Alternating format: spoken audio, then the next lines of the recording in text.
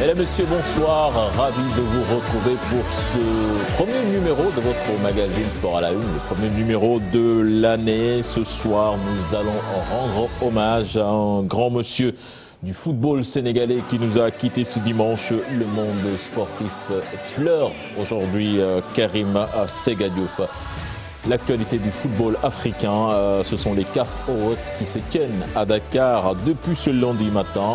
Sadio Mané peut-il gagner devant Mohamed Salah? On en parle avec nos invités, sans oublier la polémique qui a accompagné cet événement. On n'oublie pas les buzz du web, ce sera en fin de magazine avec Mamadou Ndiaye. Nos invités sont là, on débat très journaliste aujourd'hui. Avec un confrère mauritanien qui est là avec nous, Lassana Camara. Lassana, bonsoir et bienvenue.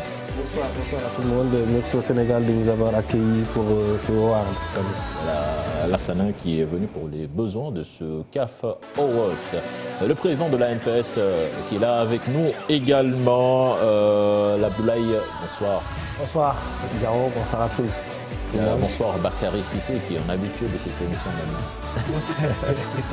Bonsoir Gao, bonsoir à tous les confrères et bonsoir à toutes et à tous. Mon fidèle compagnon qui ne m'a pas faussé compagnie, voilà Junior Diagne, bonsoir. Bonsoir à vous Gao, bonsoir à nos invités et bonsoir à tous les téléspectateurs. Voilà, nous allons démarrer donc ce magazine avec cette triste nouvelle hier, Karim Séga Diouf qui nous a quittés. Abdoulaye, certainement, monsieur que vous connaissez très bien, que vous avez côtoyé sur les pelouses sénégalaises en tant qu'entraîneur de l'équipe nationale, entraîneur de club, pratiquement, il faisait partie du décor de ce football local. Un monsieur qui nous a quittés hier, que retenez-vous de l'homme? Un très grand technicien, que je retiens de lui, qui aimait ce qu'il faisait, qui le faisait avec brio.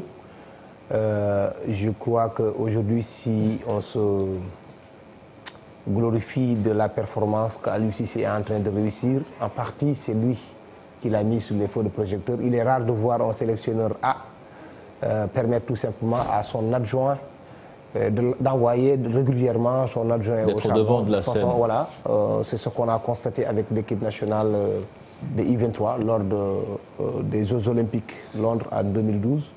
Beaucoup de gens avaient même cru à un certain moment donné que c'était Aliou Cissé qui était l'entraîneur titulaire, alors qu'au fond c'était effectivement Karim Séga Diouf qui était l'entraîneur titulaire. Moi je l'ai connu comme aussi entraîneur de l'équipe nationale.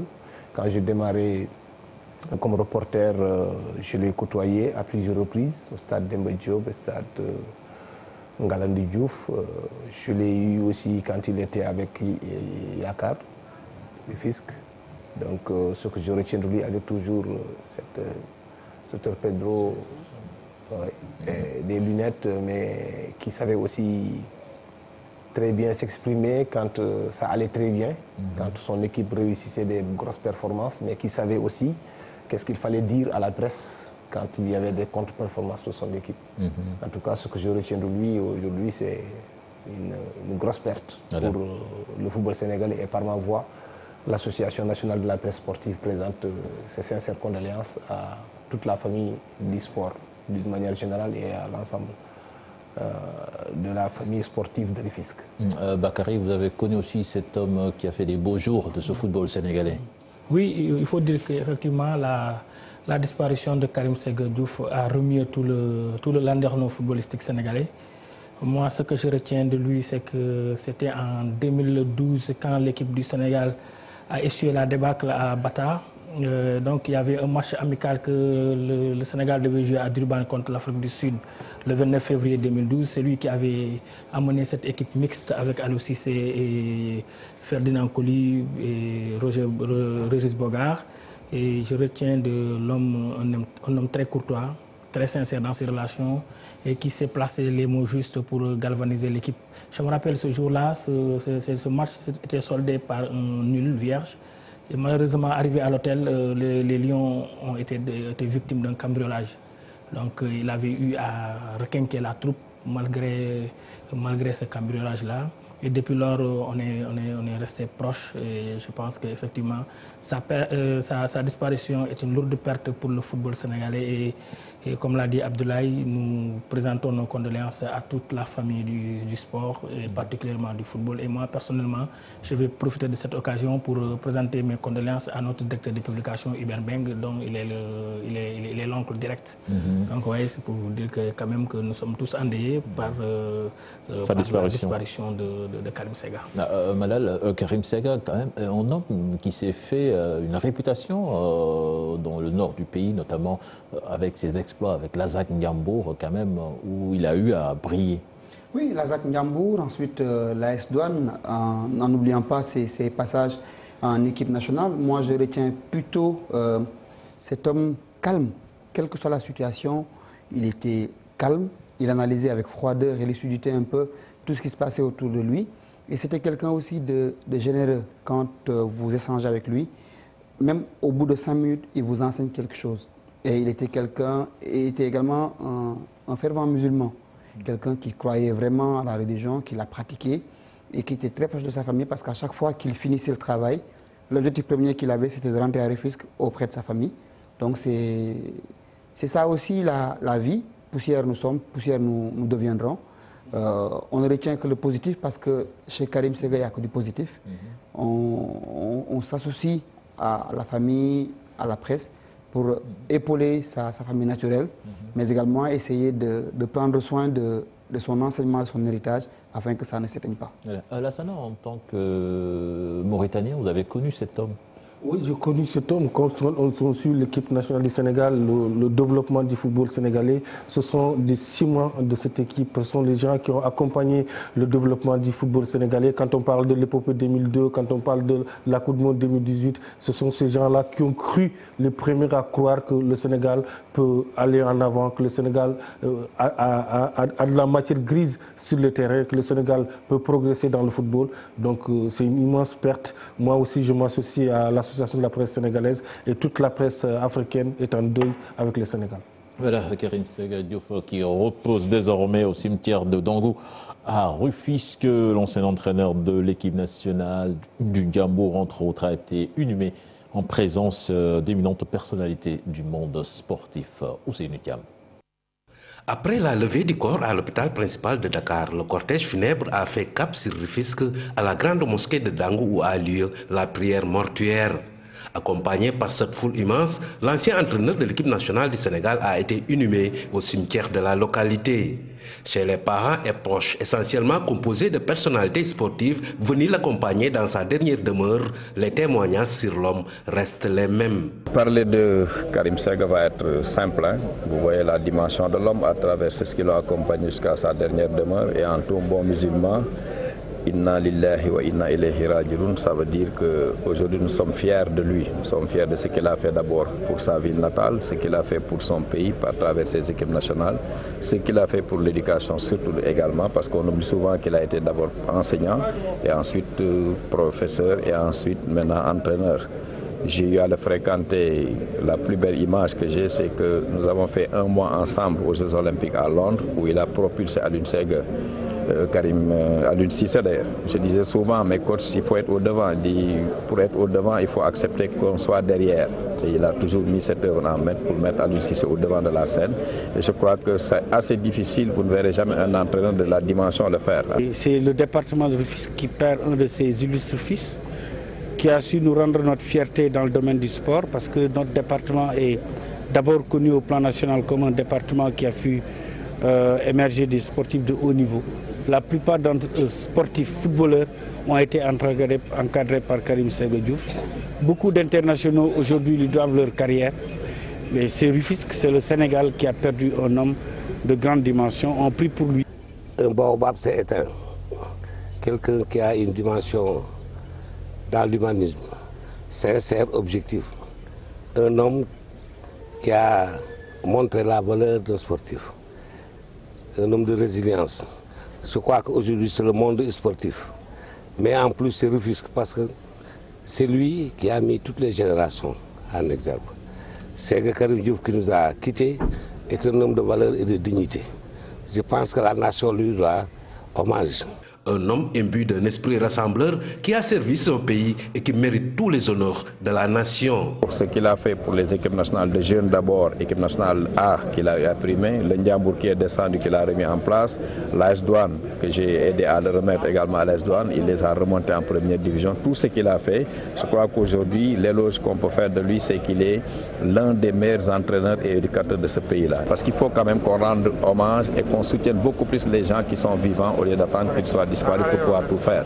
Je crois qu'aujourd'hui nous retiendrons tous de cette histoire qu'il faut être beaucoup plus proche de ces gens qui ont fait énormément pour leur pays. Et je crois que l'État lui doit la fière chandelle. Aliou Cissé tey pax mi moo foon njëkk taxaw ndax Aliou tey tout ce qu'il a yàlla ak Karim et coach en tant que coach muy wàññeeku bàyyi léppam na la yow en tant que adjoint gère-moi l'équipe ba yàlla may ko lii tey ña nga woon morgo ba xëy na ñu ngi fii waaye Karim ku ñëwutit ku gis mbooloo mi tey ku bokkal ak moom ñëw na ku bokkal ak moom ku ko xamul ñëw na ku ko xamul ñëw na dëkkandoom ñëw na maa ngi gis fi ñoom Mbaye Diouf Diagne des anciens gloires la footballeurs yi waa saltigi yi ñi nga xam ne ñoo leen defar football bi moo ko defar les grands joueurs que vous entendez là grands joueurs yi laa wax de waxuma ci ñoom ay Kara Mbodji gi ay ñoom sax yooyu mais les El Hadj Diouf ñoom Diawo ñoom Fadiga ñoom ñëpp ku ci ne jaar nga ci loxo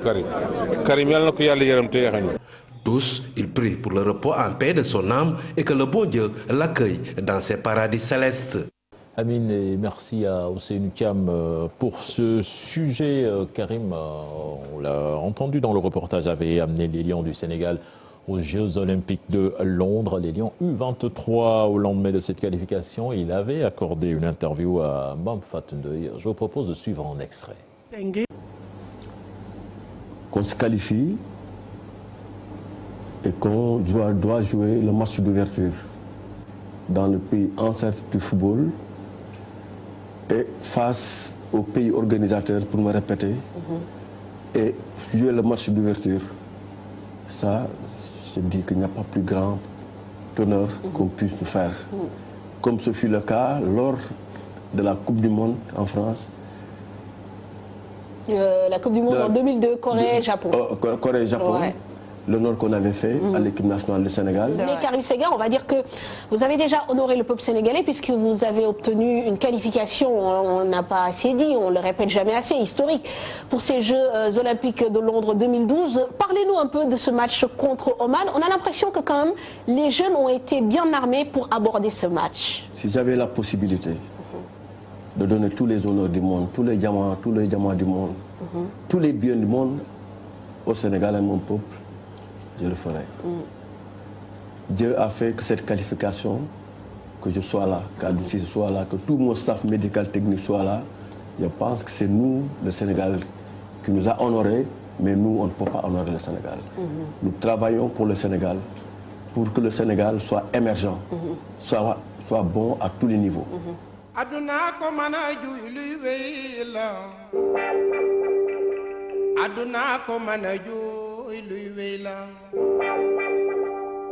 dama toog ba digi joor tëdd nelaw jeex xel mi dem ci l'axira de moo wóor. Voilà, Karim Séga Diouf. Abdoulaye, hier on a entendu sur cette antenne Abba Talib Fall dire que l'homme, tout le monde le savait malade, mais qui n'a pas été très bien soutenu. Et ça, c'est un mal qui ronge ce milieu, si l'on sait qu'il y a beaucoup d'anciennes gloires actuellement malades et pas très bien soutenues. Bon, écoutez, ça c'est la sempiternelle question qui revient souvent, parce que c'est la...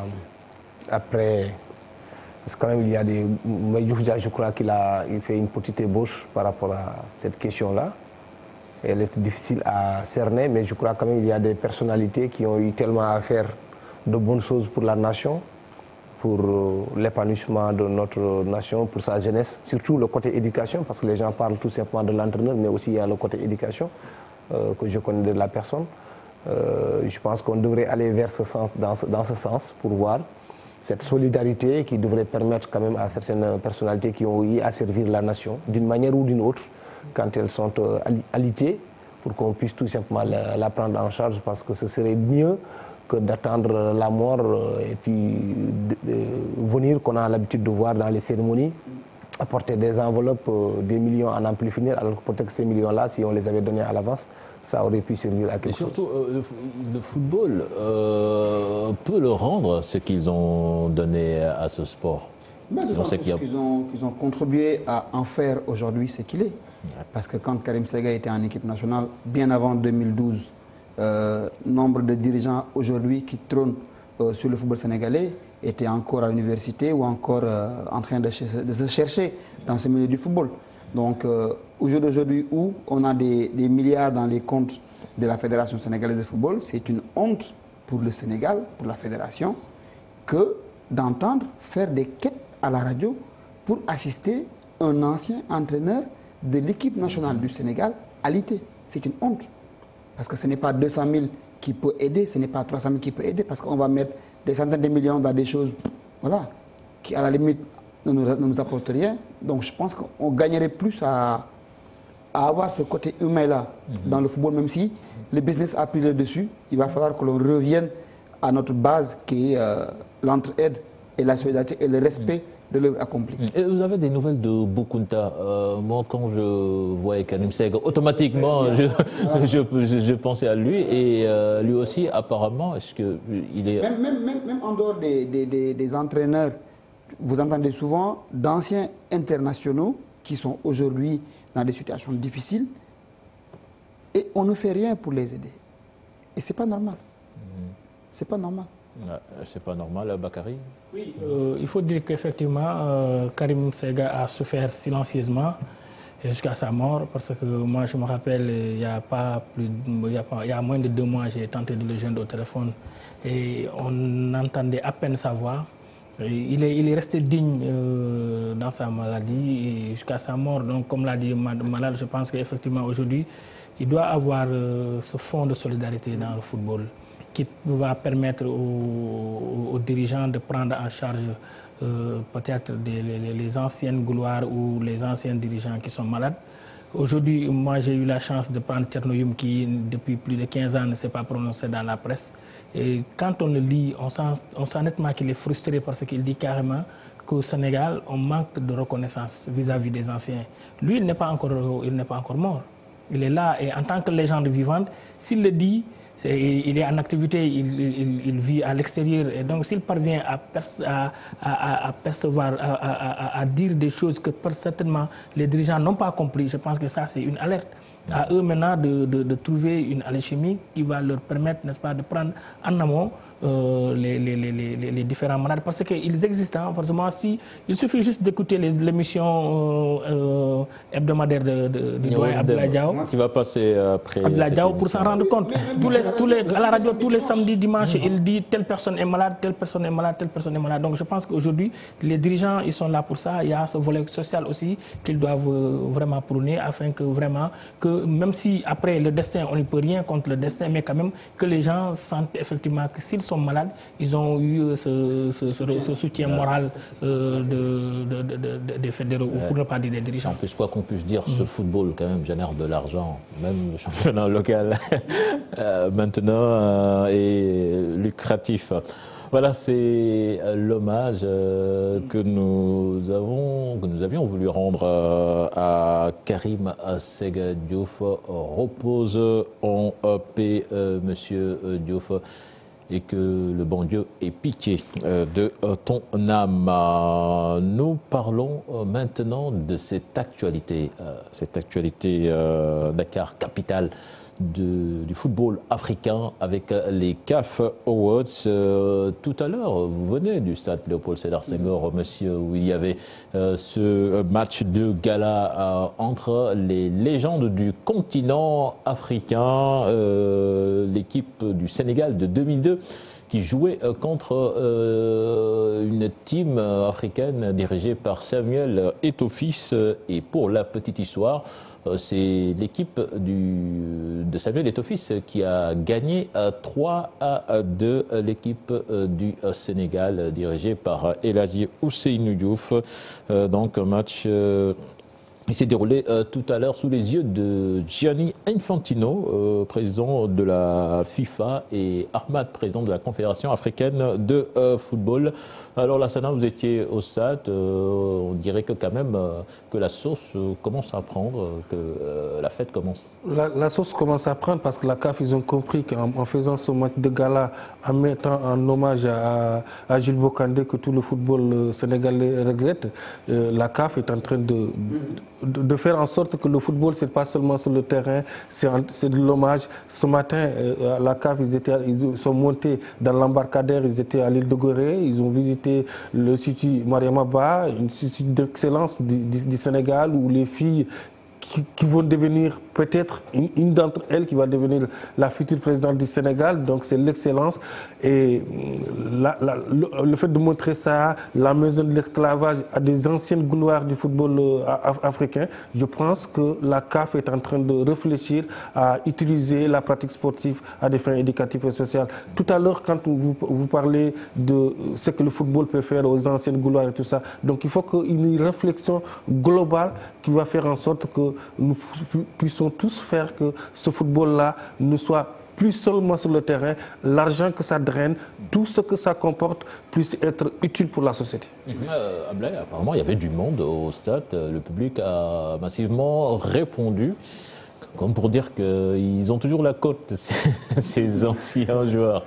Oui, mais il faut quand même préciser, je crois que c'est extrêmement important, même si c'était un match open, l'entrée elle est libre, était libre et gratuite, mais c'est toujours bien, moi au-delà, parce que au-delà du match de gala, quand même retrouver ici Georges Weah, qui est devenu aujourd'hui président de la République de Libéria, Samuel Eto'o-Fils, Joseph Anton Bell, Didier Drogba, Alain Guamene, tout ce qui était là, plus la génération de 2002 aussi qui a valu au football sénégalais, ce qui lui a valu. Donc moi je pense que c'était une belle opération, en tout cas que la CAF a réussi sur ce coup-là. Donc c'était très intéressant de voir toutes ces légendes revenir ici au Sénégal pour jouer tout simplement et rendre hommage encore à quelqu'un qui a apporté une grosse contribution dans le développement du football sénégalais, parce qu'aujourd'hui les choses sont devenues beaucoup plus simples.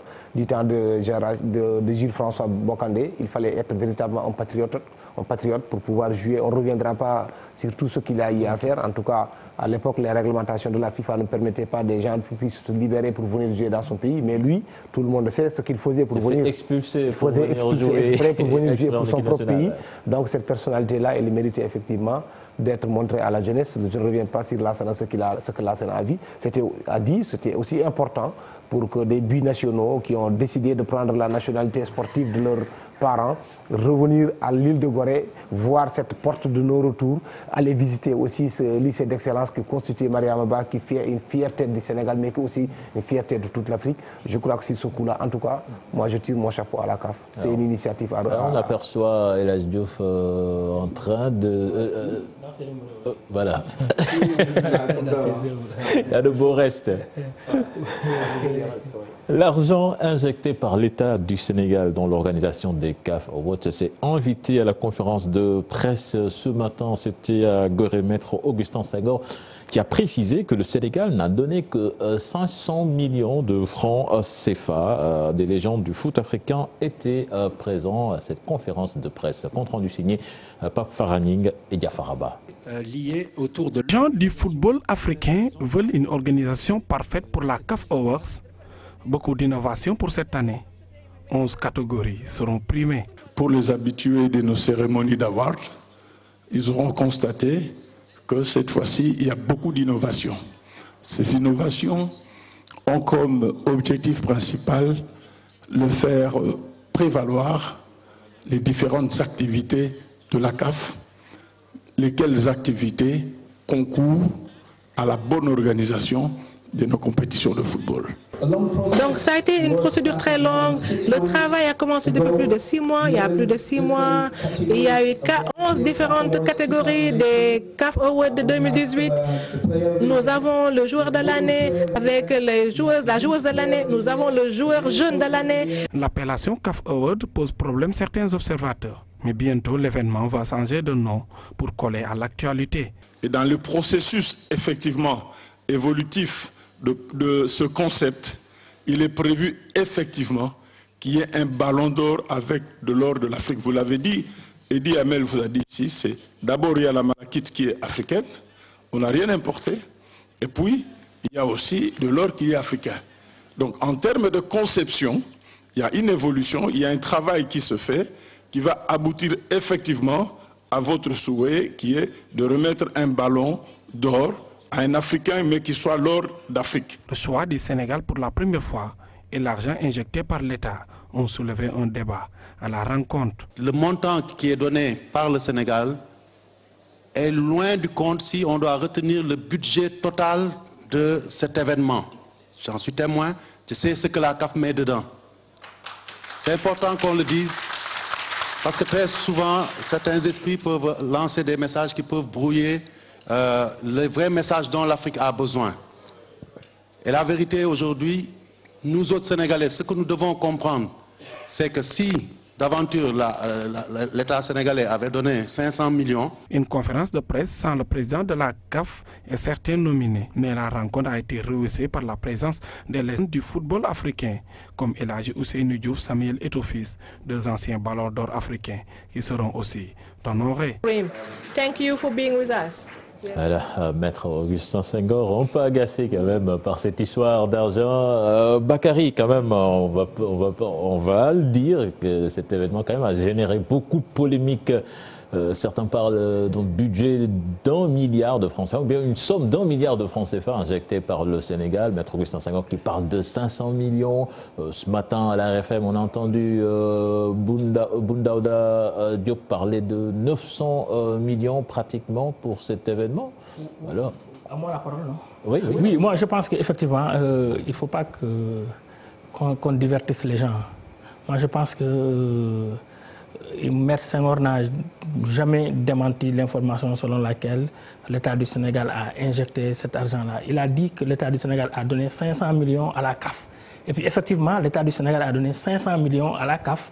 Donc nous, au niveau du journal Record, je pense bien que nous étions les premiers à révéler ce montant-là, qu'effectivement, le ministère des Sports, le comité local, par le biais du ministère des Sports, a demandé 1 milliard de francs CFA aux finances, le ministère des Finances, mais malheureusement, le ministère des Finances n'a juste donné que 800 millions, c'est-à-dire 500 millions. Les 500 millions que l'État du Sénégal avait, l'engagement de l'État du Sénégal, c'était de verser dans les caisses de la CAF, les 500 millions, et c'est ce que le ministère des Finances a fait. C'est le cahier de charge. Maintenant, les 300 autres millions, c'est juste pour le comité local d'organisation qui va se charger d'organiser, n'est-ce pas, les festivités donc c'est un budget d'1 milliard. C'est un budget d'1 milliard. Maintenant, c'est ce que Maître Senghor a dit. Il n'est pas parti au fond. Il a dit que l'État du Sénégal a donné 500 millions. L'État du Sénégal a donné à qui les 500 millions? À la CAF. Et c'est simple. Donc, ce qui veut dire, il nous rejoint. Mais moi, ce que je n'arrive pas à comprendre, comment l'État du Sénégal peut donner 500 millions à la CAF et ensuite revenir pour encore donner 300 millions au comité local. Les 500 millions donnés à la CAF vont servir à quoi? À rien du tout. Les 500 millions que la CAF, l'État du Sénégal a donné à la CAF, c'est une sorte de droit d'entrée. C'est la première fois que la CAF organise le ballon d'or africain de cette façon-là. C'est comme la Coupe d'Afrique, la CAF veut se professionnaliser. Donc si le Sénégal veut organiser le CAF Award, c'est 500 millions pour rentrer, pour avoir cette compétition-là. C'est comme une compétition. Donc, attendez. Laissez-le finir. Oui, allez-y. Donc à partir du moment où le Sénégal dépense ces 500 millions pour avoir droit d'entrée, après le comité local d'organisation a besoin d'argent pour essayer d'organiser la compétition, pour essayer d'organiser même le match aujourd'hui au stade Léopold Sédar Senghor, ça draine de l'argent, les visites et tout ça, ça demande beaucoup d'argent. Donc le Sénégal, c'est comme la Coupe d'Afrique, on est là pendant 2 jours, c'est comme si le Sénégal organise la Coupe d'Afrique des Nations. Sauf que la Coupe d'Afrique... D'abord... Bon, écoutez, moi d'abord, ce que je dois préciser à l'endroit de notre ami Lassana, c'est le président de la Confédération africaine de football qui a demandé à ce que le Sénégal abrite les CAF Awards. Une idée de la Ousseynou Diouf. Oui. Quoi qu'on puisse dire, ce qui est vrai, c'est qu'il y a eu une audience, on a sollicité le chef de l'État du Sénégal qui a accepté. C'est la même chose quand Ayatou était venu ici pour qu'on abrite ici les championnats d'Afrique de U23, de U20, c'était la même chose. Ça se passe toujours comme ça. Mais ce n'est pas ça le plus important. Le plus important aujourd'hui, c'est que la polémique, c'est que certains estiment qu'on ne devrait pas mettre 500 millions ou 1 milliard. Ce qui est clair, même Senghor ne dit pas clairement, officiellement, il ne dit pas, parce que moi j'étais là-bas à la conférence de presse, il ne dit pas officiellement que l'État du Sénégal a mis 500 millions.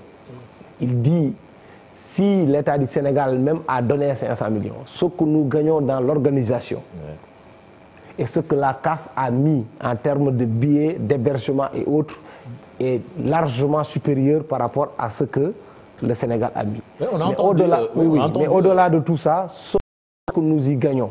Parce que aussi, moi, c'est souvent, ce sont des critiques qui peuvent être acceptables.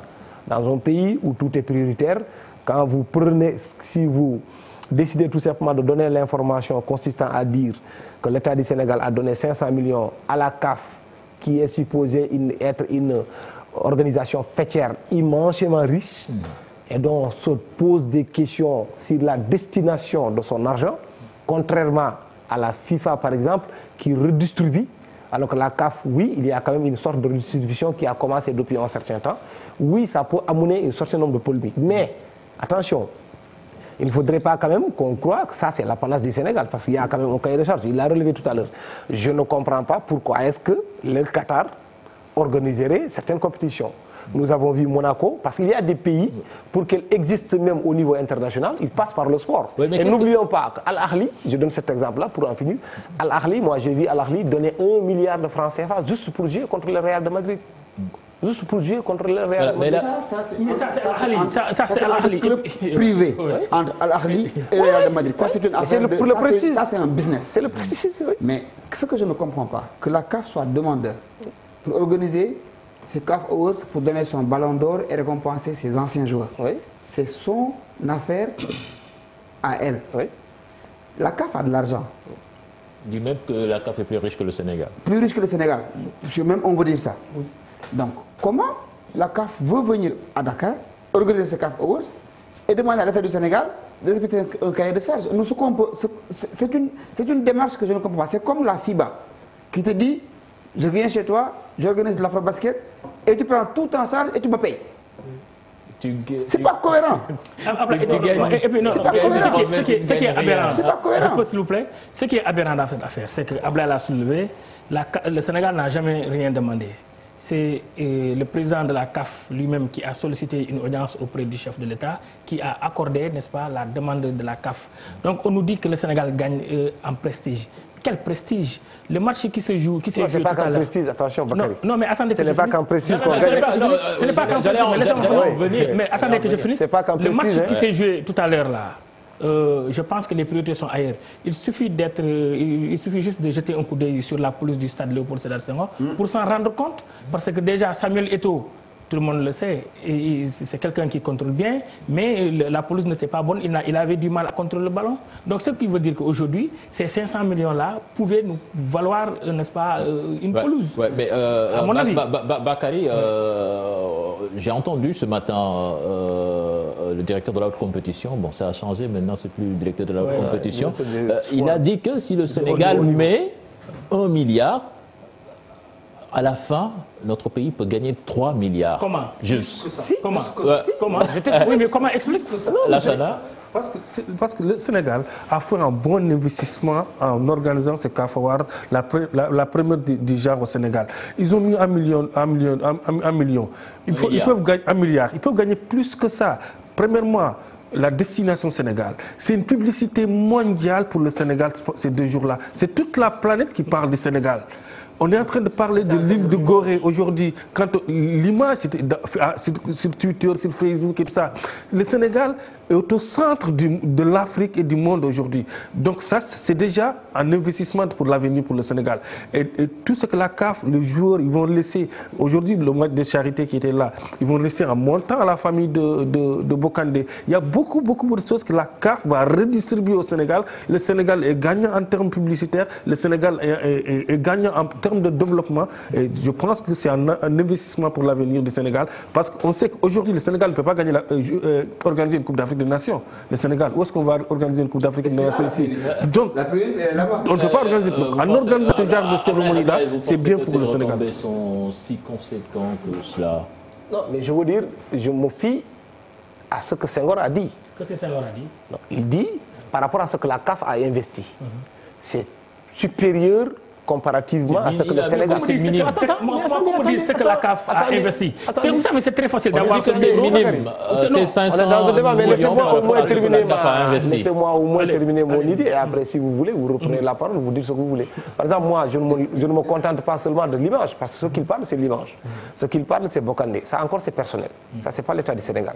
Mais en termes d'hôtellerie et autres, cet argent, il ne quitte pas le Sénégal.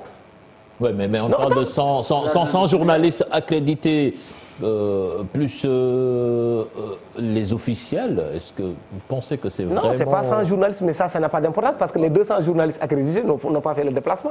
Non, on parle de 100 journalistes sur place. Oui, ouais. Oui, mais 100 journalistes sur place d'abord, il faut enlever la partie sénégalaise. Est-ce que si les 100... Non, je ne pense pas. Je pense que l'on parle de journalistes étrangers. Ah non, moi, je fais partie de la commission. Non, je fais partie de la commission mais je sais très bien que... Ils font pas 100. Non, mais l'ensemble des accréditations qui sont venues, c'est 200 et quelques.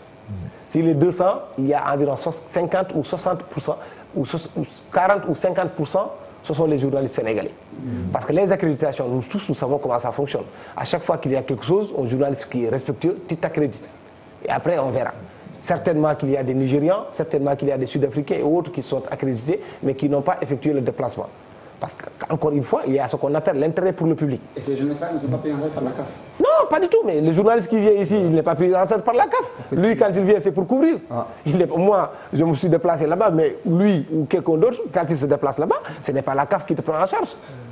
Ça, vous venez comme vous venez dans une compétition de Coupe d'Afrique ou bien de Coupe du Monde. C'est votre organe de presse qui vous prend en charge. Ce n'est pas la CAF. Sauf pour ce qu'ils appellent actuellement, depuis l'avènement d'Ahmad, ce qu'ils appellent les experts médias. C'est-à-dire les gens qui travaillent dans la direction de la communication de la CAF. Ces gens-là, ils sont venus exclusivement pour travailler pour le compte de la CAF.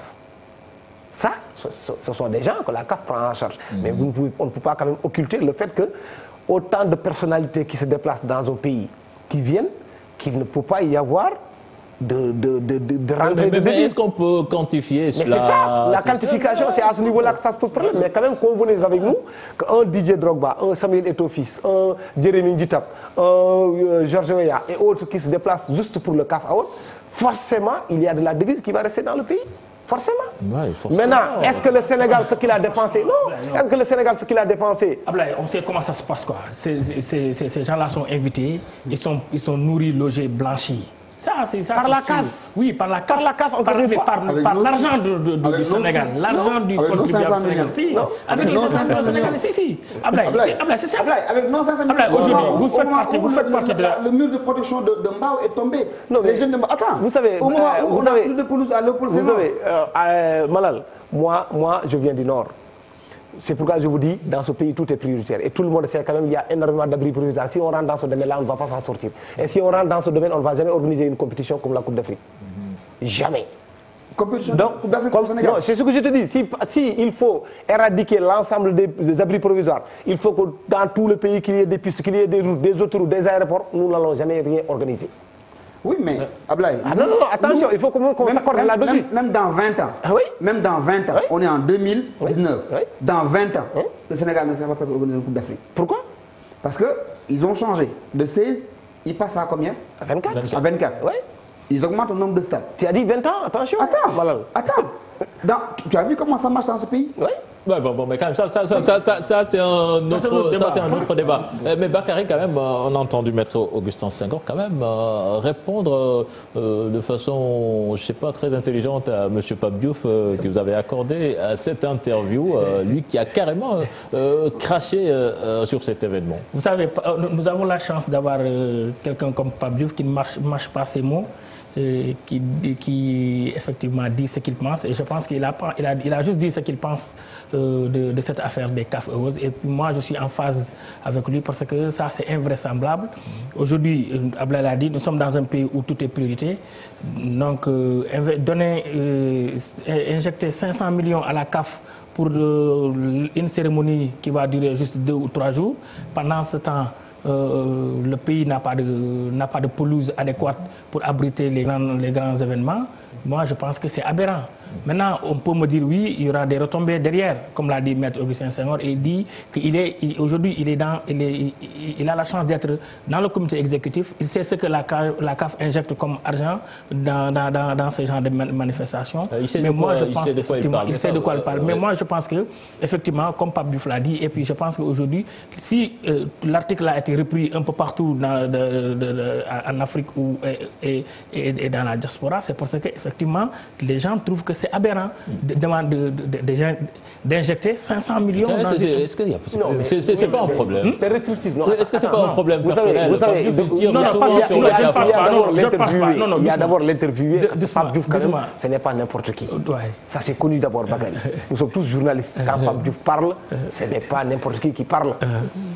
Dans son discours, effectivement, il y a eu beaucoup de vrai. Comme par exemple, comme je l'ai dit tout à l'heure, c'est quand tu es dans une posture, ça, quelqu'un qui est dans l'opposition peut l'utiliser contre celui qui est au pouvoir. Vous prenez 500 millions, vous mettez ça dans les comptes de la CAF, qui ont ouvert ici un compte, qui vous ont dit de verser là-bas ces millions pour qu'ils organisent les CAF Awards. OK? Et pendant ce temps, il n'y a même pas un seul stade fonctionnel. Ça, c'est purement politique, on est d'accord. D'ailleurs, même si c'est vrai, on est d'accord. Mais je dis qu'encore une fois, n'oublions pas, si on fait une comparaison, parce que quand on rentre dans ce domaine, on risque de s'éterniser.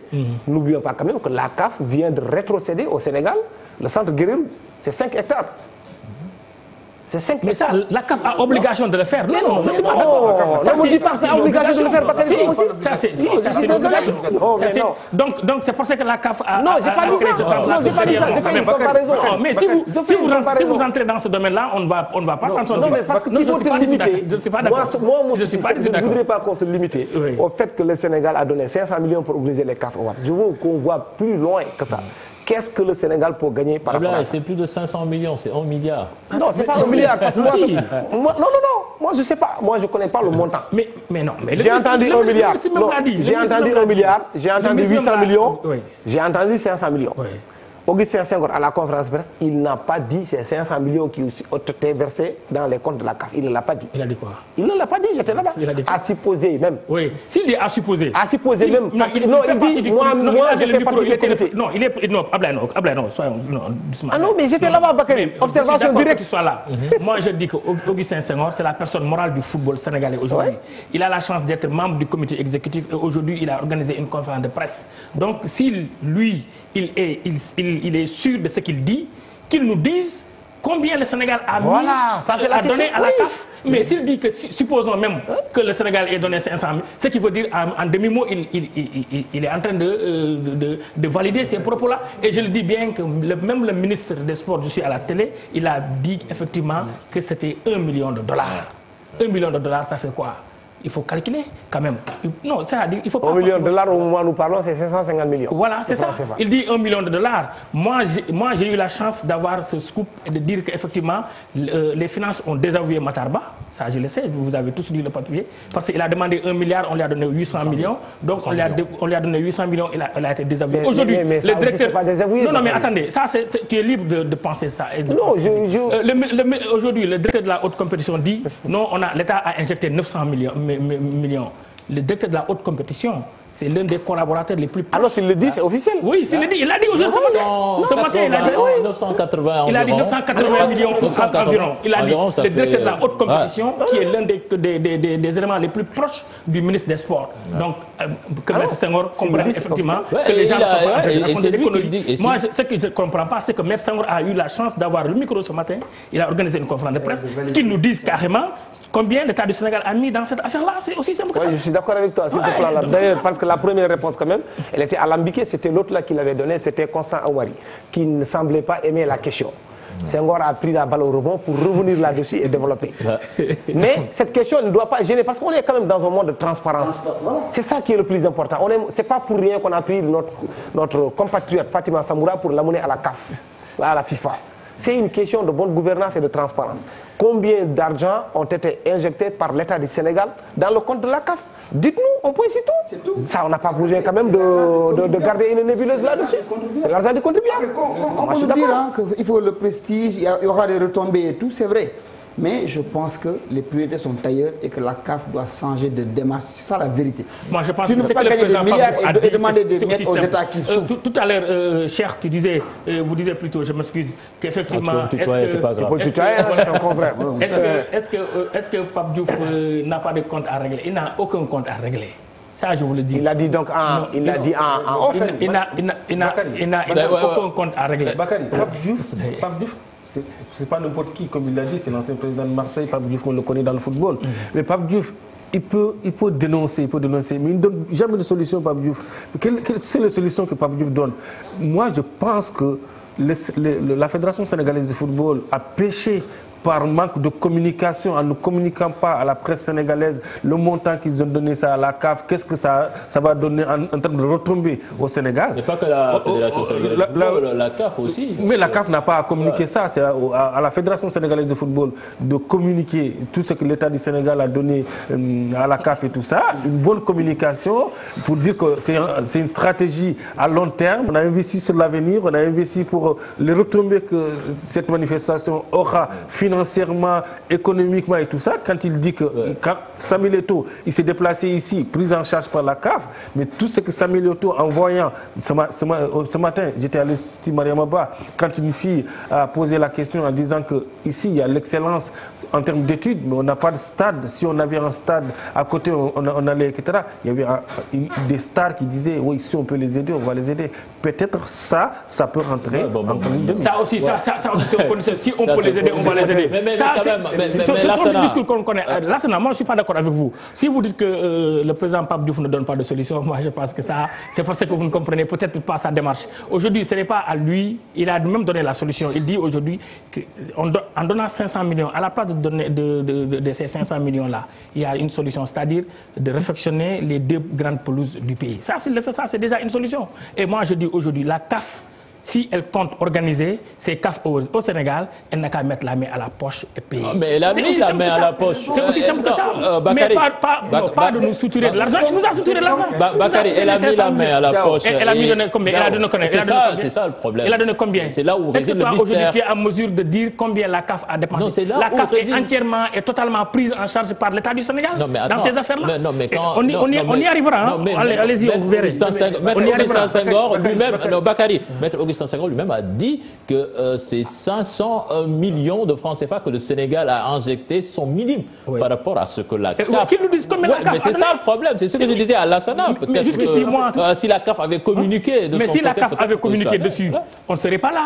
Mais ce n'est pas à la CAF de communiquer sur ça. Ah si. Non, c'est l'organisation de la CAF.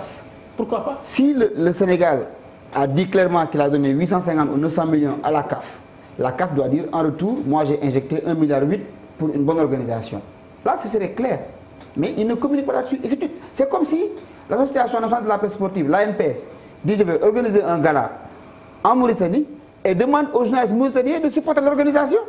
Non, mais en fait comme il y a l'État du Sénégal, dans cette affaire, la CAF se met derrière. La CAF préfère que quand on parle du Sénégal, que c'est la Fédération sénégalaise de football, que c'est l'État du Sénégal qui communique. La CAF ne veut pas donner des leçons, essayer de parler au pays. Parce qu'il y a, en termes de finances, en termes de chiffres, il y a des chiffres que les États ne veulent pas que ces chiffres sortent. Je crois aujourd'hui les bonnes questions, ce qui est autour de cette CAF, tout le monde sait qu'elle est très riche. On est d'accord. Moi, j'aurais bien aimé, par exemple, la décision prise par Ahmad de donner 20 000 $ à chaque président de fédération. Pourquoi faire? Non, ça c'est clair, ça c'est acté. Comme ça, en guise de subvention. En guise de subvention, qu'ils donnent à chaque président de fédération, ils appellent ça de la retraite de représentation.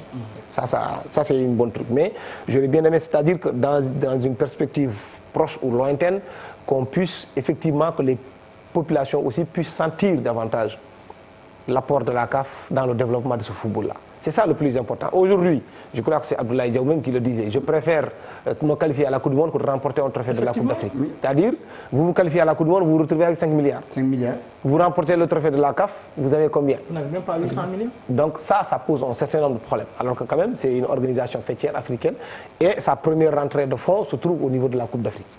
C'est extrêmement important parce que si on continue comme ça, ce sont les pays qui vont fuir. Si vous regardez très bien, en Afrique centrale, en Amérique, en Europe, l'Europe de l'Ouest, la plupart de ces pays-là, depuis la crise économique, beaucoup de ces pays-là ne veulent plus rien organiser. C'est pourquoi, si vous regardez des organisations comme le CIO, essaient aujourd'hui de prendre en charge dans les cahiers de charges jusqu'à hauteur de 1/3, voire plus, pour vous appuyer davantage en termes de logistique et autres, pour soulager les pays autres. Sinon, nous allons toujours dans les pays comme le Qatar, nous allons dans les pays comme la Russie, où il n'y a qu'une seule personne qui décide, mais dans des pays où les gens sont très regardants, ou bien les gens sont plus omnibulés par trouver du boulot pour la population, ça va être extrêmement difficile que ces pays-là acceptent d'organiser. Donc vous êtes d'accord avec nous qu'effectivement, bon, moi je ne dirais pas que ces CAF Awards sont des coquilles vides, est une coquille vide plutôt, mais dites, quand même, soyons d'accord que ces CAF Awards-là n'ont pas une grande importance. Ça, mais que ça soit, il faut que ça soit clair. Aujourd'hui, moi, je pense que la CAF est venue nous soutirer l'argent et derrière, elle ne nous donne pas, n'est-ce pas, elle ne fait pas de compte-rendu. Parce que moi, j'aimerais qu'on me dise combien la CAF a pris. Et l'argent, les 500 millions, l'argent du contribuable que l'État du Sénégal a injecté dans les caisses de la CAF, qu'est-ce que la CAF en a fait? C'est ça, moi aujourd'hui, ma priorité. Les CAF Awards, c'est juste des sommités du football, c'est une question de prestige, c'est des questions... C'est la même chose que le ballon d'or ou le sportif de la FIFA. D'ailleurs, doucement, demain, ce ne seront pas les populations plutôt qui vont bénéficier de ces CAF Awards-là. C'est peut-être l'élite de la presse sportive sénégalaise et africaine. Donc tu vois, c'est un peu compliqué. Chef, il y a des retombées. Quelles sont ces retombées? Lassana vous a dit les retombées. Lassana même est incapable de vous dire quelles seront ces retombées. Qu'ils nous disent ces retombées. Non, déjà le nom du Sénégal. Non, mais quand même, arrête. Ça c'est en termes dimanche. Ça c'est en termes dimanche. C'est des retombées. Mais c'est des retombées. Lassana sait bien ce qu'on dit aujourd'hui. Faites un tour à la Fédération mauritanienne de football. Vous verrez qu'il n'y a pas photo avec la Fédération sénégalaise de football. Mais en termes d'organisation, en termes de tout, d'infrastructure. Ablaye, tu as été récemment en Mauritanie. Tu sais bien que la Mauritanie est 2 fois plus organisée que nous. Qu'on se dise la vérité. Ah oui, mais quand même. Ah oui. Les amis, on va progresser. Voilà, continuez. Vous mélangez l'organisation d'une fédération. La Mauritanie, nous, on est obligé de s'organiser parce qu'on n'a rien. On est obligé de s'organiser parce qu'on n'a rien, parce qu'on veut essayer de rattraper les autres. On est obligé dans ce sens-là. On a la chance d'avoir un jeune président de fédération qui aime le football et le football mauritanien s'en réjouit. Mais le Sénégal, c'est autre chose.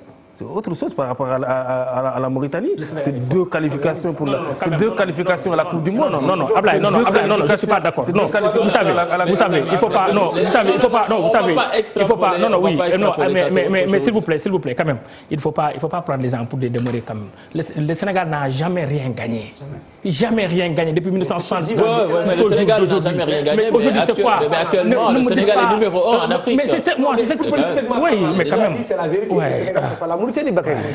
Oui, quoi que tu puisses dire, que tu sois d'accord ou pas, qu'il soit mieux organisé que nous administrativement parlant, mais footballistiquement parlant, le Sénégal c'est pas la même chose. C'est ce qu'il a dit. Oui, mais ça, tout le monde le sait. Ah, donc voilà, donc on n'a rien gagné, mais les amis, Malal, on ne va pas cracher quand même sur cet événement. Il y a Ella Hussein Diouf que nous allons écouter tout à l'heure, et là c'est pour entrer de plein pied dans l'événement avec ce ballon d'or qui sera décerné dès demain. Les trois concurrents sont Sadio Mané, Mohamed Salah et Pierre-Emerick Aubameyang. Ella Diouf, lui, a sa petite préférence. Il préfère Sadio Mané, même s'il voit l'Égyptien Mohamed Salah comme un grand favori. Nous l'écoutons. Les deux ne sont pas encore jetés. Chacun a une chance de la gagner. En ce moment, Salah est plus en forme et notre footballeur Sadio n'est pas très bien aidé aussi par son coach. Le fait de le sortir à les 3 derniers matchs, parce que je suis régulièrement. Je ne dirais pas que Salah ne le mérite pas. Salah a fait une bonne saison. En Coupe du Monde, il a marqué 2 buts. Il est décisif. Mais j'espère que Sadio va le gagner ici chez nous, ne serait-ce que pour ça. C'est vrai parce qu'aujourd'hui, le football africain n'a jamais manqué de talent. On a des très bons joueurs. Maintenant, c'est le caractère qui manque. Si tu vois l'équipe de France aujourd'hui qui a été championne du monde, n'a pas été très talentueuse par rapport à nos équipes, mais ils ont un caractère. Voilà, et là je sais, il faut double ballon d'or africain. Alors, vous voyez Sadio Mané quand même réduire l'écart entre lui et Ella Diouf.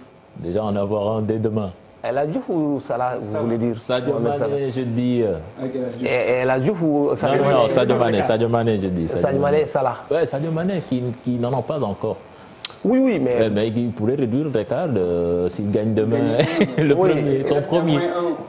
Oui, mais je crois aussi que pour une question de clarté et tout ce que l'on veut, la CAF aussi, on aimerait bien connaître le collège électoral. C'est ça aussi. Je ne sais pas, quand même, c'est un des parce que des gens disent que ce sont des directeurs techniques, c'est un des sujets de l'émission. Ce sont des entraîneurs. Est-ce qu'il y a des journalistes dedans qui votent le collège électoral? On devrait le dévoiler pour que les gens sachent. Et après même, que ça soit publié pour qu'on sache qui a voté pour qui. On est dans l'ère de la transparence. Voilà, c'est ça. Déjà, Lassana, sur cette question-là, qu'est-ce que vous en savez? Mais en fait, non, je ne connais pas. C'est l'opacité totale. On ne sait pas qui vote. On ne sait pas. C'est l'opacité totale. On ne sait pas qui vote. Mais même si on connaît les gens qui vont voter, on sait que c'est Mohamed Salah qui est parti pour remporter ce ballon d'or-là, parce que malheureusement, il y a 2 Sadio Mané. Il y a le Sadio Mané qui est à Liverpool et Sadio Mané qui est transparent quand il joue avec l'équipe nationale du Sénégal. Le Sénégal a besoin d'un Sadio Mané qui a faim, qui a envie de transcender. On peut tout dire de Ella Diouf, mais Ella Diouf, quand il était dans l'équipe du Sénégal, de l'instant où tu le vois sur le terrain, ça a la lumière, ça montre que le gars, il avait envie de faire quelque chose. Sadio Mané, il est trop mou. Quand on est trop mou, quand on ne brille pas en équipe nationale, on ne sera jamais ballon d'or. Et pourtant, sur cette question-là, je pense quand même qu'il faut relativiser. Quand on dit que Sadio Mané ne brille pas avec l'équipe nationale, il faut relativiser. Et la deuxième chose, je pense très bien que Sadio, pour qu'il gagne le ballon d'or, il va falloir soit que lui, il quitte Liverpool ou que Salah quitte Liverpool. En tout cas, c'est mon point de vue. Les deux, dans le même club, il y aura toujours l'un qui va faire l'ombre à l'autre. En tout cas, on a entendu Abibé dire qu'actuellement, il est au service de Mohamed Salah. Oui, parce que Mohamed Salah, comme il l'a dit... En quel sens c'est son lieutenant? Parce que si, par exemple, quand on était parti à la Coupe du Monde, si le Sénégal avait franchi le premier tour, était passé, ça pourrait effectivement jouer sur la balance. Mais en termes de rentabilité, en termes de présence dans la sélection, on a vu ce que Salah a fait avec l'Égypte. Parce que quand même l'Égypte est restée 28 ans sans retourner dans une phase finale de Coupe du Monde. Et on se souvient encore de ce dernier match-là. Ce qu'il a fait là-bas, on l'a vu, même en 2017, quand on est parti à la Coupe d'Afrique, on a vu ce qu'il a été capable d'apporter à son équipe et à quel point aussi il a manqué à Liverpool lors de cette finale, quand il a été sorti sur blessure. Donc c'est quelqu'un qui était extrêmement efficace. Il a égalisé, mais en termes d'explosivité, en termes d'efficacité, en termes de retombées, en tout cas sur le plan comment on appelle ça encore, de statistiques et autres, c'est encore une fois Salah qui est largement devant. Sadio, cette année-ci, il va prendre certainement sa deuxième place, mais osons espérer, parce que moi, je ne fais pas cette comparaison entre Sadio et El Hadj, parce que je sais que Sadio est pétri de talent. C'est un très grand joueur, il fait partie des plus grands joueurs aujourd'hui du monde. Et ça ne m'étonnerait pas qu'avant la fin de sa carrière, qu'il puisse enfin décrocher ce trophée qu'il attend. Oui, mais il faut juste qu'il grandisse un peu, qu'il gomme certaines choses. Vous le voyez tous perdants déjà demain. Pas perdant, mais Salah a pris une avance. Vous savez, en Champions League, le week-end d'avant, Salah avait réalisé un triplé. Et 3 jours après, en Ligue des Champions, Sadio Mané avait l'occasion de réaliser un triplé. Il avait manqué 3 balles de but, clair, net. Et si ces 3 balles de but étaient parties au fond, ça aurait pesé très lourd parce que ça aurait permis à Liverpool de franchir un autre cap. Malheureusement pour Sadio Mané, maintenant il va falloir qu'il soit fort sur le plan de la tête et qu'il essaie de peser encore plus en équipe nationale. Et ça, ce n'est pas le talent qui lui manque. C'est l'organisation qui est mise en équipe nationale dans laquelle Sadio Mané évolue qui ne lui permet pas de briller comme c'est le cas en Liverpool.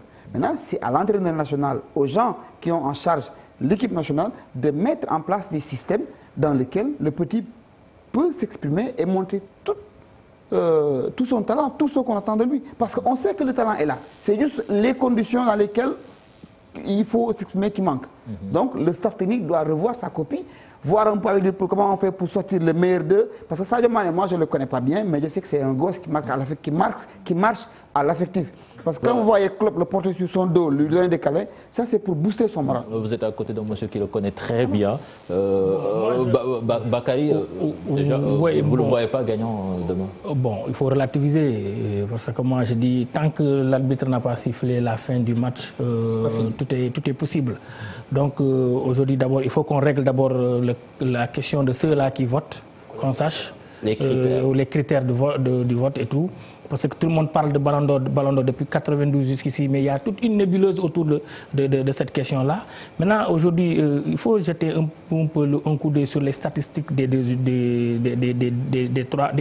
Je veux dire, parce qu'il s'agit ici de Salah et de Sadio. Je pense que oui, Mohamed Salah a fait une très bonne saison, 2017-2018. Il a 32 buts, je pense bien. Cette année, 32 buts et 10 passes décisives, plus les 10 buts qu'il a marqués à la Ligue des Champions, plus les 4 passes décisives. Sadio en a fait autant aussi, 10 buts, et il a marqué aussi à la finale de la Coupe de la Ligue des Champions. Donc je pense que ça aussi, ce n'est pas néant, ça peut peser sur la balance. Et aujourd'hui, Mo Salah a 13 buts contre 8 buts pour Sadio. Donc il faut voir aussi, Habibé l'a dit hier, que Sadio est au service de Mohamed Salah. Mais prenez Liverpool sans Sadio Mané et Liverpool avec Sadio Mané, il y a toute une mer à boire. Donc c'est pareil aussi. C'est compliqué. Hein? Maintenant, aujourd'hui, chacun a son registre dans lequel il évolue. Sadio, il n'est pas un buteur comme Mohamed Salah. Il n'est pas un buteur comme, je vais dire, quelqu'un comme Henri Camara. Sadio, il a sa façon de jouer. Et je l'ai souvent dit, c'est un garçon très introverti. Malal l'a souligné tout à l'heure. Il marche à l'affectif. Aujourd'hui, des gens peuvent vous dire, on a 2 Sadio Mané, un de Liverpool, un de l'équipe nationale. Moi, je dis non, pour moi, il n'y a qu'un seul Sadio Mané. Peut-être que les gens oublient que Sadio Mané, c'est l'actuel meilleur buteur de cette équipe du Sénégal, de cette équipe du Sénégal, avec 15 buts.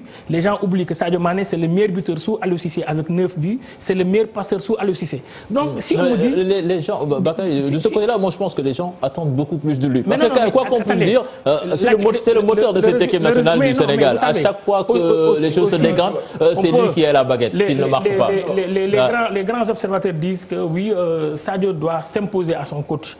Mais n'oubliez pas que chacun a sa façon de faire, chacun a son éducation. Si aujourd'hui, Aliou Cissé demande à Sadio Mané, j'aimerais que tu te mettes ici, que tu respectes les consignes, mais Sadio ne peut pas passer outre.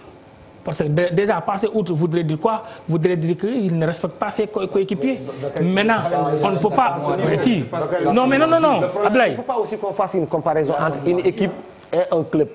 C'est différent parce que quand même, Liverpool, c'est 23 joueurs internationaux. Oui. 23 supposés meilleurs joueurs du monde que Liverpool va aller parce qu'il a de l'argent, il va aller chercher. Au Sénégal, tu ne prends que ce que tu as. Tu n'as pas 5 joueurs titulaires de Liverpool qui ont le même rendement ici au Sénégal. Ce n'est pas possible. Ça aussi, on ne peut pas demander à l'UCC quelque chose qu'il puisse faire en sorte que ce Sadio Mané-là qui se retrouve dans le même contexte. Ce n'est pas la même chose. Donc, moi, sur ce plan-là aussi, il faut le revoir. C'est la sempiternelle question qui revient entre Lionel Messi et l'Argentine. Ce Lionel Messi stratosphérique que vous voyez avec le FC Barcelone, mais vous l'amenez en Argentine, vous ne le reconnaissez même pas. Et pourtant... Non, il est très bon. Je n'ai pas dit qu'il n'est pas bon. Non, il est bon. En plus, même les statistiques lui donnent raison. Les joueurs argentins, les joueurs de l'équipe nationale d'Argentine évoluent dans de très grands clubs européens. Ouais. N'oubliez pas. Mais donc, oui, ça, c'est ce autre qu'on chose. reproche à Sadio, moi, j'étais parti en Argentine. En Argentine, le seul dieu, c'est Maradona. Oui. Vous parlez de Messi, vous pouvez dire ce que vous voulez. C'est parce que Messi mais n'a c'est pas pas le gagné. problème parce que Et Messi actuellement, c'est le meilleur buteur de l'histoire de la sélection argentine. Bien sûr. Mais il n'a pas gagné. Mais c'est pas le problème. Un grand joueur, c'est le symbole de l'équipe nationale. Messi, pourquoi en Argentine Messi n'est pas Dieu? Parce que Messi n'a rien gagné en équipe nationale.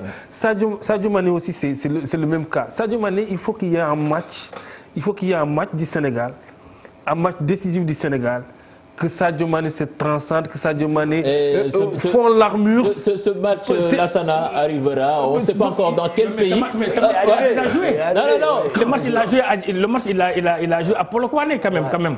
À Polokwane, quand Diafra Sakho, Sadio donnait la passe à Diafra Sakho, derrière le dos de 4 défenseurs, quand même, ne me dites pas que ce n'est pas arrivé.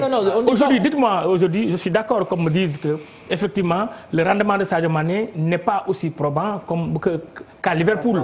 Ça, je pourrais comprendre. Aujourd'hui, les Sénégalais marchent à l'affectif. Je sais que les Sénégalais aiment bien Sadio. Donc les Sénégalais veulent voir Sadio sur le toit du football africain. Maintenant, il faut de la patience.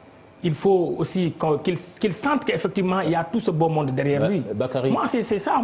Bakary, c'est ce que je suis en train de te dire. Oui. Peut-être que ce match-là, ce match qu'on attend arrivera à Johannesburg dans 4-5 mois.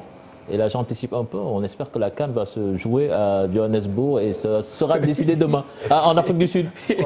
Moi, ça m'étonnerait. En tout cas, moi, la logique que je vois par rapport à cette affaire-là, c'est que ça m'étonnerait que ça soit en Afrique du Sud. Parce qu'effectivement, il y a quand même 2 pays officiellement qui ont déclaré leur candidature. C'est l'Afrique du Sud et l'Égypte. Le Maroc n'a pas déclaré sa candidature. Le Maroc n'a même pas dit qu'il est candidat, mais le Maroc n'a jamais dit que je ne vais pas organiser. Attention, il y a de la géopolitique dans cette affaire-là. C'est simple, parce que l'Afrique du Sud, quand même, ce n'est pas parce que vous voulez que vous allez l'obtenir. C'est tout un processus. Il faut que ça passe au Parlement et que le pays décide de l'organiser. Il y a eu d'ailleurs beaucoup de dépêches qui ont été sorties, mais qui ont été démenties par Danny Jordan.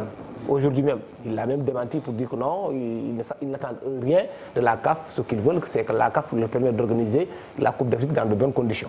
Ils ont eu à le faire à 2 reprises, si je ne m'abuse. Je crois que la première Coupe d'Afrique 96 et l'autre qu'ils ont remplacé en 2000, la première CAN en année impaire, 2013. C'est un pays, aujourd'hui, au moment où nous parlons, à part l'Afrique du Maghreb, à part le Maghreb, c'est l'Afrique du Sud qui est capable d'organiser une Coupe d'Afrique à 23, à 24. Mais j'y mets des... Parce que les gens... Ça m'étonnerait, en tout cas, moi, personnellement, que ça soit l'Afrique du Sud. Ça m'étonnerait aussi que ça soit l'Égypte. Ce que je vois, c'est que la CAF... Non, mais quand même... Attends, je termine, parce que... Non, mais attends, quand même, sur ce plan-là, quand même, il y a un sérieux problème. Parce que, normalement, l'organisation de ce comité exécutif-là devrait se faire le 9. Même en termes de communication, ce n'est pas bon ce qui a été fait. Parce que vous ne pouvez pas. Parce que tout le monde aujourd'hui attend de savoir le pays hôte de la CAN 2019. Pendant ce temps, le soir, il y a le Ballon d'Or africain. Comment est-ce que vous pouvez organiser ces 2 événements-là en une seule journée? Ils ont changé de programme. Ils ont dit demain, ils vont organiser la réunion du comité exécutif. Mais oui, après la réunion du comité exécutif, ils vont faire une conférence de presse pour dire le nom du pays. Mais c'est ce que j'ai dit, voilà. C'est ce que j'ai dit. Non, c'est le même jour, le soir. Le soir, au CICAD, il y aura, on connaîtra le nom du Ballon d'Or. Mais moi, ce que je Donc, si vous êtes journaliste, si la CAF veut vendre exactement quoi? La CAF est venue au Sénégal quand même pour vendre le Ballon d'Or. Les CAF Awards, c'est pas l'attribution. Le Sénégal pour nous vendre du rêve. Non, Bakary, on ne va pas revenir sur cette histoire-là. En fait, il y a un problème. Il est en train de dire, quand il parle de géopolitique et tout ça, demain matin, normalement, nous connaîtrons le pays qui organise la Coupe d'Afrique des Nations 2019. Mais on peut ne pas connaître ce pays-là parce que l'Afrique du Sud, officiellement, elle est candidat. Mais officieusement, l'Afrique du Sud n'a pas de candidature parce que le gouvernement encore n'a pas donné son aval. Et donc c'est possible qu'on ait un pays organisateur qui n'a pas c'est un peu ambigu, hein? C'est un peu ambigu. Non, c'est un peu ambigu. Moi, je pense que effectivement, jusqu'ici, le Maroc n'a pas encore dit son dernier mot. Non, pas du tout. Le Maroc n'a pas encore dit son dernier mot parce qu'il faut dire que là, à ce que je sache, les Marocains ont fermé la majeure partie de leur stade. Les grands stades du pays sont fermés présentement et sont en train d'être réfectionnés. Pourquoi ils sont en train d'être réfectionnés? Un point d'interrogation. Ça, on ne sait pas. Mais depuis 10 jours, 2 semaines, ils ont fermé les grands stades du pays. Ouais. Maintenant, les Marocains, oui. Mais quand même, il n'y a pas 4 ans, ce pays quand même a rejeté l'organisation de la CAN. Et là, ils ne soumissionnent pas et on leur donne. Maintenant, aujourd'hui, non, on ne leur donne pas. On ne leur donne pas, Cheikh Tidiane. Ce qui va se passer demain, si on ne donne pas la CAN et à l'Égypte et à l'Afrique du Sud, la CAF va dire au président de fédération, on lui donne mandat de lui essayer de lui trouver un pays. C'est des manœuvres. C'est des manœuvres géopolitiques, c'est la politique. Là, on est dans la politique. C'est pourquoi je dis qu'il y a beaucoup d'ambiguïté dans cette affaire-là. Maintenant, attendons demain, parce qu'aujourd'hui, moi, comme Ablaye l'a dit, c'est aberrant. Ils sont là pour vendre. Et là, quand même, ils donneront raison à Pape Diouf. Mais c'est ce que je vous dis. La CAF est là pour vendre du rêve. Non. Mais c'est vrai. Mais c'est ça la réalité. C'est le service de communication de la CAF qui est disloqué, qui fait des erreurs de communication. Depuis que Junior Bouillard est parti, il y a un problème au niveau de la communication de la CAF. Le président de la CAF parle à tout va. Il dit ça aujourd'hui, demain il dit autre chose. Mais ça, c'est en termes de communication. Même là, ce qu'ils ont fait aujourd'hui, c'est un accident industriel. Vous êtes venu au Sénégal pour vendre ces trophées CAF Award. Le matin même, vous donnez le nom du pays. Alors que tout le monde attend ça. Il fallait attendre après demain. Le nom du prochain pays qui va abriter la CAN est très important. Et donc, je pense qu'aujourd'hui, si effectivement la CAF, comme les gens le disent, comme Maître Senghor le dit, comme Abdullah le soutient, qu'effectivement, que voilà, il y a non, tu vois un peu. Donc aujourd'hui, je pense que ce serait bien qu'on fasse tranquillement nos CAF Awards et le lendemain, et que voilà, la CAF fasse une conférence de presse à l'issue de laquelle elle va donner le nom du prochain pays hôte. Après, on va aller continuer à Guéréo pour aller inaugurer le centre pour les beaux yeux. Voilà, merci Bakary. Pour moi, c'est comme ça. Merci Bakary, merci Lassana, c'était vraiment un plaisir de vous recevoir dans cette émission. Merci à Abdoulaye Thiam, le président de l'ANPS. Alors, on va continuer cette émission avec les résultats de la 9e journée de la Ligue 1 avant de recevoir Mamadou Ndiaye pour les buzz du web. Ce week-end, Génération Foot Dakar Sacré-Cœur en fait match nul, 1 but partout. NGB Bourg Petite Côte 2-0 pour Nyaritali qui gagne son premier match de la saison. AS Pikine Ndiambour font match nul, 1 but partout. Casa Sport Diaraf 1-0, la première victoire du Casa Sport également dans ce championnat. Linguère Sonacos 1 but partout.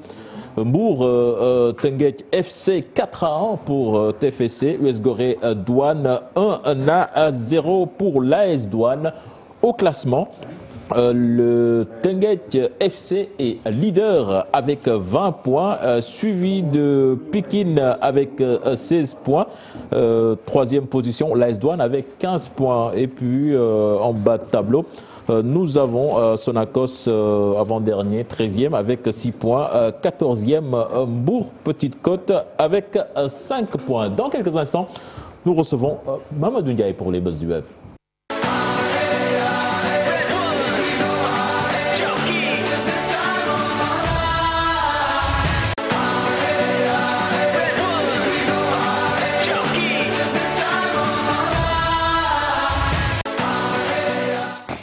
Mamadou Ndiaye, bonsoir. Bonsoir, cher Tidiane, bonsoir à nos invités, bonsoir et bienvenue à Lassana. Donc aujourd'hui, j'ai fait le buzz du web sur le contrôle de Lassana, très connecté. Sur la tutosphère. Oui, voilà. Sur la tutosphère.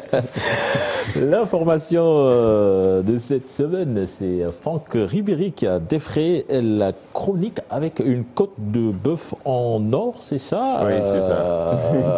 En tout cas, le prix a beaucoup fait parler. Oui, ça fait le tour du monde, la côte de bœuf, de la discorde, on peut dire. Franck Ribéry décide de commencer l'année 2019 par une visite, on peut dire, dans le restaurant Dubaïot de Saltibi, vous connaissez, le roi turc de la viande et star d'Internet pour son salage sans pareil. On peut regarder la vidéo qui a fait la polémique sur la toile.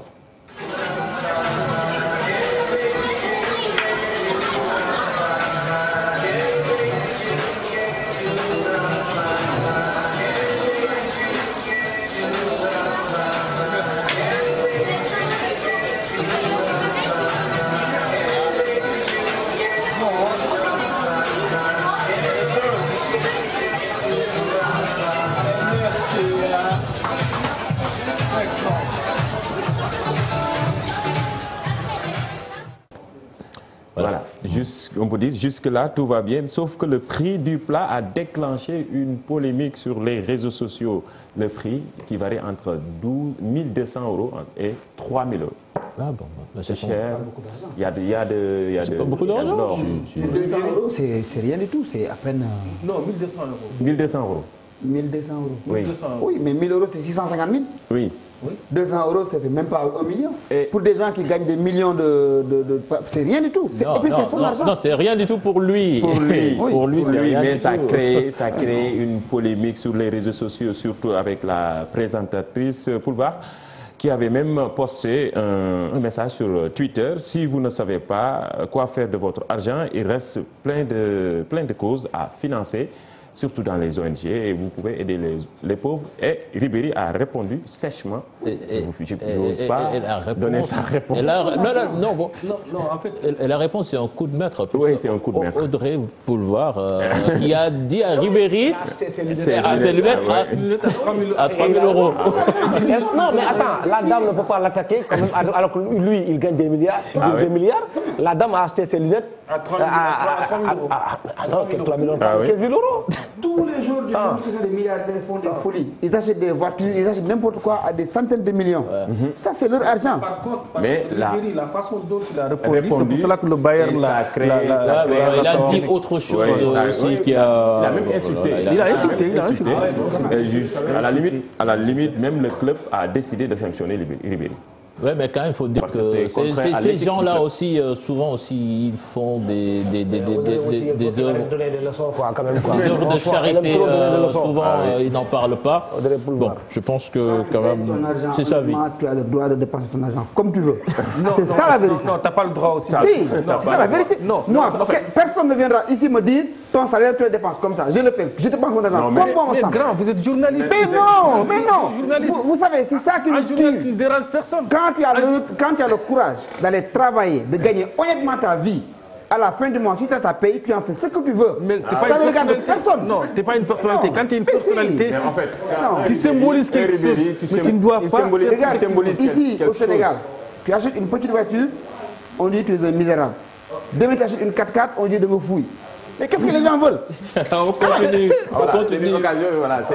Maintenant, il est devenu l'avocat de Ribéry. On continue avec ce documentaire, le racisme dans le foot moderne, Canal+, qui a fait un grand reportage sur les joueurs noirs qui ont été atteints par ce phénomène. On se rappelle de Kalidou Koulibaly qui en a souffert la semaine passée. Voilà. Et ça a beaucoup fait parler. Ça a beaucoup fait parler. Un documentaire réalisé par Olivier Dacour et son équipe diffusée le week-end dernier sur Canal.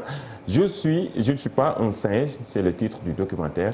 Et Samuel Eto'o a vraiment sèchement ou bien faire des révélations.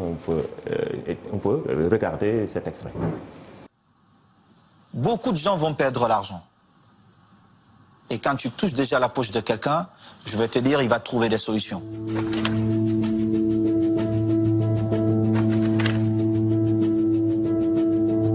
Pourquoi, à l'époque, après le match, tu sensibilises pas tout le monde? Déjà, j'ai essayé de faire beaucoup de choses. J'ai essayé de prendre certains à cette époque qui avaient une certaine carrière pour qu'ensemble, on essaye un peu... Commencer à fédérer. Mais vous trouvez toujours ce petit nègre de maison qui vient vous faire la morale. Dire, c'était pas quand même exagéré. Juste parce qu'il veut plaire aux autres. C'est ça le problème. Mais là, je pense que si on peut parler d'un fervent défenseur de l'homme noir, on peut citer un exemple, Samuel Eto'o. Oui, moi je peux le dire, mais bon, écoutez, cette question contre le racisme aussi, moi j'ai à le dire, je crois que les organisations internationales n'ont rien fait pour l'arrêter, ni la FIFA, ni la CAF, ni les... C'est le fonds de commerce. Pour arrêter ça, c'est simple. Pour écouter le régime contre l'apartheid, je crois que le domaine où les gens sont passés pour combattre ce régime-là, c'était le sport. Tout le monde se souvient de ce que le rôle que le sport a joué contre ce régime-là. Unique dans le monde, mais aujourd'hui on laisse prospérer, surtout avec cette histoire de Kalidou Koulibaly, à 3 reprises quand même, si je me fie aux déclarations de... Oui, à 3 reprises on demande qu'on arrête le match et l'arbitre fait fi de ne rien entendre, et à de circuler encore, il se permet même de donner un carton rouge. Parce que Kalidou était complètement... Pour qui connaît Kalidou, c'est comme un garçon quand même, très respectueux, très calme, très posé, très... Voilà quoi, très cool. C'est un fonds de commerce. Abdoulaye, je pense que le fait d'arrêter le match là, il faut qu'on trouve une solution. Parce que vous décidez d'arrêter un match comme ça, et un jour, il y a mon équipe qui perd, je veux faire arrêter le match, on va commencer à insulter les autres. Il faut qu'on essaie de trouver des solutions. Quand il arrête le match, c'est facile à régler. C'est les portefeuilles, c'est pas le résultat. S'il y a des cris de singe, des actes racistes dans un stade, l'équipe qui reçoit est déclarée vaincue. Amende financière, sanction, peut-être même retrait de points. Vous jouez 5 matchs sans vos supporters. Ça, c'est bien. Si on le fait une fois, il n'y aura plus ces choses-là. Ça, c'est bien. Voilà. Mamadou Ndiaye, on va parler de notre championnat du Sénégal avec un but. Avec déjà le but de l'année. Un but venu d'ailleurs marqué. Un but venu d'ailleurs marqué par un acad. Non, c'était en 2018. Fin 2018, c'était en 2018. Le 30. Ça a été marqué le 30 décembre. Voilà, un académicien de Déni. Oui, de Déni, il s'appelle Ndiaga Yade. On peut regarder ce très beau but de Ndiaga Yade. Regardez.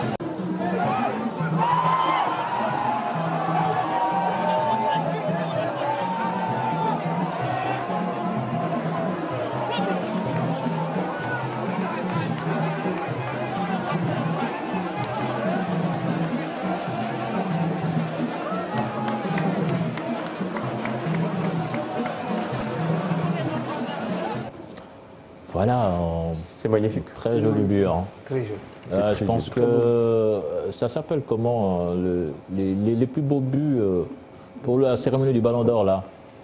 Puskas. Le trophée Puskas, je pense que ce but-là, il faut l'envoyer à la FIFA. Le président Madi doit sortir l'échiquier. Hein. Ah oui. Madi est à la fin, doit sortir l'échiquier pour ce gosse.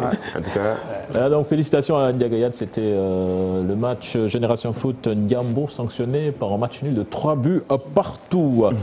Le Ballon d'Or africain, Mamadou Ndiaye, avec des internautes qui voient Salah. Ils ont déjà fait le sondage et déjà ils voient Salah vainqueur du trophée de Ballon d'Or pour la 2e fois selon les internautes. Et bon, peut-être une question aussi, on laissera le suspense. En tout cas, pour son statistique, il a déjà inscrit 44 buts, toutes compétitions confondues entre 2017 et 2018. Terminé en tête du classement des buteurs du championnat d'Angleterre avec 32 réalisations. L'ailier de 26 ans a déjà été aussi couronné ou titré par nos confrères de BBC pour la 2e fois aussi. Voilà. Mo Salah. pour les spécialistes ou sur Internet, sur la toile. Vers un autre duel parce que la CAF l'a sorti aujourd'hui sur la paternité du Ballon d'Or, parce que Ballon d'Or quand même c'est une marque déposée. Ouais. Il semblerait qu'il compte effectivement saisir une instance en France pour que le Ballon d'Or revienne à la CAF. Donc restitué. On va vers je pense que pour la première fois en Afrique, c'était pas le Ballon d'Or. Si, le Ballon d'Or était organisé en 1970, mais c'était par le magazine France Football. Oui. Mais le Ballon d'Or, marque déposée par nos confrères, c'est 1956. Oh. Donc c'est pourquoi je n'ai pas compris. Bon, normalement, on devrait trouver une autre appellation que Ballon d'Or. Ouais. Parce que la FIFA ne parle pas de Ballon d'Or. Ouais. C'est une marque déposée. Même au niveau de la NPS, nous sommes en train de réfléchir pour enlever le terme Ballon d'Or pour créer une autre appellation. On fera du naming, quoi. Rapprochez-vous de Malala. Mamadou Ndiaye, la vidéo bonus. Oui, on termine avec cette vidéo. Je vais laisser à la réalisation de nous choisir une des deux. Vieux. It is time for a full-size Cardiff against Tottenham now, with your commentary team of Alan Smith and Bill Leslie. Yes, thank you, Kelly. Welcome all to South Wales for what should be a fascinating evening ahead. And waiting for Tottenham to maybe make that mistake where they can get in. It is time for a full-size Cardiff against Tottenham now, with your commentary team of Alan Smith and Bill Leslie. Yes, thank you, Kelly. Welcome all to South Wales for what should be a fascinating evening ahead. En tout cas, c'est impressionnant. C'est impressionnant, oui, quand même. C'est une belle image. Le petit est bien éduqué et qu'il doit servir d'exemple aux autres, surtout à nous autres Sénégalais. Qui donnent nos cases de café tout bas partout, à tout va, sur l'autoroute et sur partout. C'est un bon réflexe. Hein, l'éducation, donc, c'est à la base. Oui. Voilà. En tout cas, merci beaucoup et encore une fois, félicitations à notre ASC depuis Mbao, Cité Ndaye Marie, qui a remporté son premier trophée. Merci Mamadou Ndiaye, merci les amis et un petit coucou à Mame Fatou Ndoye qui a accueilli un nouveau venu, c'était lundi, pas lundi passé mais lundi d'il y a 15 jours. Hein, c'est ça. Allez, bon repos la maman. Merci, on se donne rendez-vous la semaine prochaine pour un autre numéro de votre magazine Sport à la Une. Au revoir.